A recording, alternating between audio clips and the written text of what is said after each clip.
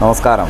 നമ്മുടെ തിരുവനന്തപുരം മേയർ ആര്യ രാജേന്ദ്രൻ്റെ നിറഞ്ഞു നിന്ന വാർത്തകൾ ഇന്ന് കളം വിട്ടൊഴിഞ്ഞു തുടങ്ങിയോ എന്ന് ചെറിയൊരു സംശയമുണ്ട്. മാധ്യമങ്ങൾ ഏറെക്കുറെ ആ വാർത്തകളിൽ നിന്ന് പിൻവാങ്ങിക്കൊണ്ട് ഇന്ന് കേവലം സോഷ്യൽ മീഡിയയിൽ മാത്രം ഈ വാർത്ത ചർച്ചകളിൽ ഒതുങ്ങുകയാണ്. ഇതിൽ KSRTC ഡ്രൈവറായിട്ടുള്ള യദു നേരിട്ട വിഷയങ്ങളും മറ്റും വളരെ വലിയ വിവാദങ്ങൾ ഉയർത്തിക്കൊണ്ട് സമൂഹം മുഴുവൻ ചോദ്യം ചെയ്ത് അധികാരത്തിൻ്റെ ധാർഷ്ട്യത്തെ മുട്ടുകുത്തിച്ച ഒരു സാഹചര്യമുണ്ടായി.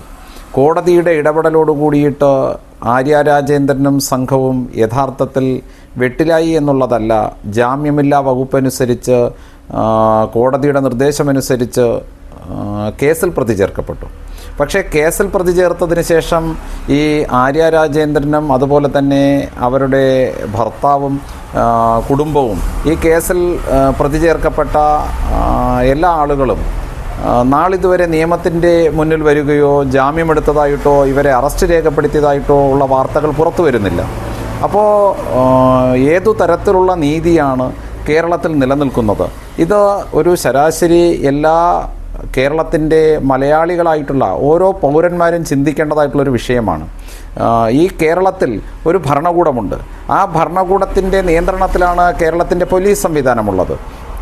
അതിനെയാണ് നമ്മൾ ആഭ്യന്തര വകുപ്പ് എന്നൊക്കെ പറയുന്നത്. ഈ ആഭ്യന്തര വകുപ്പ് കൈകാര്യം ചെയ്യുന്നത് സഖാവ് പിണറായി വിജയനാണ്. ആ പിണറായി വിജയൻ്റെ കീഴിലുള്ള ഈ ആഭ്യന്തര വകുപ്പ് ഇന്ന് കേരളത്തിൽ മരിച്ചതിന് തുല്യമായിട്ട് നിലനിൽക്കുന്നു എന്നുള്ളതാണ്.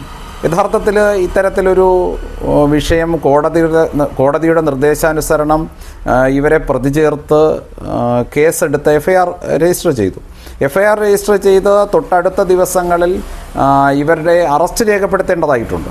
പക്ഷേ നാളിതുവരെ കേസെടുത്തിട്ട് എത്ര ദിവസങ്ങൾ കഴിഞ്ഞു, നാളിതുവരെ യാതൊരുവിധ അന്വേഷണവും, ഒരു നോട്ടീസ് നൽകൽ പോലുമില്ല, ഹാജരാവാൻ വേണ്ടിയിട്ട് ഒരു നോട്ടീസ് നൽകൽ പോലുമില്ല എന്നുള്ളതാണ്. പക്ഷേ കമ്മ്യൂണിസ്റ്റ് മാർക്സിസ്റ്റ് പാർട്ടി അധികാരത്തിൽ വരുവാൻ വേണ്ടിയിട്ട് ഈ പാർട്ടിക്ക് അരിവാൾ ചുറ്റിക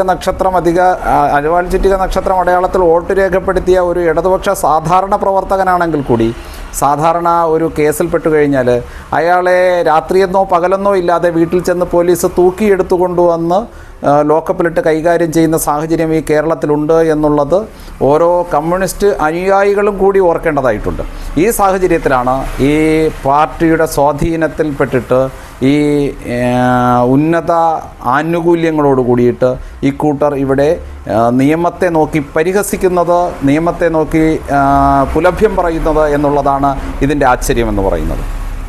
അതുകൊണ്ട് കേരളത്തിൻ്റെ പൊതുസമൂഹം മനസ്സിലാക്കേണ്ടതായിട്ടുള്ള ഒരു വസ്തുത എന്ന് പറയുന്നത് ഈ നിയമത്തിൻ്റെ ഇത്തരത്തിലുള്ള കുരുക്കുകളെല്ലാം തന്നെ ബാധിക്കുന്നത് ഇവിടുത്തെ സാധാരണക്കാരായിട്ടുള്ള ജനങ്ങളെ മാത്രമാണ്.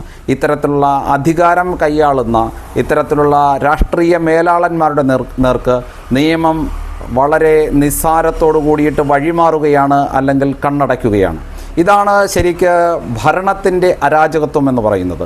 ഈ കേരളത്തിൻ്റെ ആഭ്യന്തര വകുപ്പ് അക്ഷരാർത്ഥത്തിൽ ഈ അരാജകത്വം ഈ നാട്ടിൽ കേരളത്തിൽ നടപ്പിലാക്കുവാൻ വേണ്ടിയിട്ട് നമുക്കറിയാം. സ്വർണ്ണക്കള്ളക്കടത്ത് മുതൽ എത്രയെത്ര അഴിമതി ആരോപണങ്ങളാണ് ഈ സർക്കാർ നേരിട്ടത്. ഇതിൻ്റെ എല്ലാം നേതൃത്വം കൊടുക്കുന്നത് ഇവിടുത്തെ ആഭ്യന്തര വകുപ്പ് കൈകാര്യം ചെയ്യുന്ന കേരളത്തിൻ്റെ മുഖ്യമന്ത്രിയായിട്ടുള്ള പിണറായി വിജയനാണ് എന്നുള്ളതാണ് ഇക്കൂട്ടരുടെ ഇത്തരത്തിലുള്ള പ്രവർത്തനങ്ങൾ മുന്നോട്ട് സധൈര്യം കൊണ്ടുപോകുവാൻ വേണ്ടിയിട്ട് പ്രേരണ നൽകുന്നത് എന്നുകൂടി നാം കൂട്ടി വായിക്കേണ്ടതായിട്ടുണ്ട്. അതുകൊണ്ട് ഈ കേരളത്തിൻ്റെ പോലീസ് മേയർ ആര്യ രാജേന്ദ്രനെ അറസ്റ്റ് ചെയ്യും എന്നുള്ള പ്രതീക്ഷ സർവ്വസാധാരണക്കാരായിട്ടുള്ള ജനങ്ങൾക്ക് നമുക്ക് ആർക്കും തന്നെയില്ല.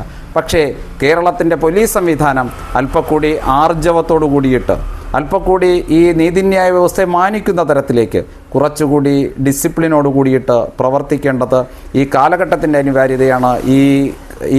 ഇക്കാലത്ത് വർദ്ധിച്ചു വരുന്ന നിത്യേന നാം കണ്ടുകൊണ്ടിരിക്കുന്ന ഈ പീഡനങ്ങളും ബലാത്സംഗങ്ങളും ക്രിമിനൽ പശ്ചാത്തലവുമൊക്കെ മറ്റുള്ള അന്യ സംസ്ഥാനങ്ങൾ ഒരു കാലത്ത് എപ്രകാരമായിരുന്നോ അതിനെയെല്ലാം തലകുനിപ്പിക്കുന്ന തരത്തിൽ കേരളത്തിൽ അതിൻ്റെ നൂറ് ഇരട്ടിയായിട്ട് വളരുന്നതിൻ്റെ സാഹചര്യമെന്ന് പറയുന്നത് ഇത്തരത്തിൻ്റെ അധികാര ദുർവിനിയോഗം കൊണ്ട് കേരളത്തിൻ്റെ നിയമ സംവിധാനത്തെ തകിടം മറിക്കുന്ന അധികാരികളുടെ വഴിവിട്ട സഞ്ചാരമാണ്. ആ സഞ്ചാരത്തിന് നേരെ നിയമത്തിൻ്റെ കണ്ണുമൂടിക്കെട്ടലാണ് എന്നുള്ളതാണ് അതിൻ്റെ യാഥാർത്ഥ്യം. ഇത്തരത്തിൽ കോടതിയുടെ നിർദ്ദേശം കിട്ടി കേസ് രജിസ്റ്റർ ചെയ്തിട്ട് പോലും ഈ കേരള പോലീസിൻ്റെ ആസ്ഥാനത്തിൻ്റെ തൊട്ടു താഴെ, മൂക്കിനു താഴെ എന്നൊക്കെ നമുക്ക് പറയുന്നത് പോലെ ആ തൊട്ടു താഴെയുള്ള ആ പരിസരത്ത് തന്നെയുള്ള 5-10 മിനിറ്റ് കൊണ്ട് കണ്ടെത്തി അറസ്റ്റ് രേഖപ്പെടുത്താൻ സാധിക്കുന്ന ഇക്കൂട്ടരെ അറസ്റ്റ് ചെയ്യാതെ ഇവരുടെ പേരിലുള്ള നിയമ നടപടികളുടെ പൂർത്തീകരണത്തിന് വേണ്ടിയിട്ട് പരിശ്രമിക്കാതെ കേരള പോലീസിൻ്റെ ഈ നിസ്സംഗത എന്ന് പറയുന്നത് കേരളത്തിൻ്റെ അധികാര രാഷ്ട്രീയത്തോടുള്ള ഭയമാണ് എന്നല്ലാതെ വേറൊന്നും പറയാനില്ല. നന്ദി, നമസ്തേ.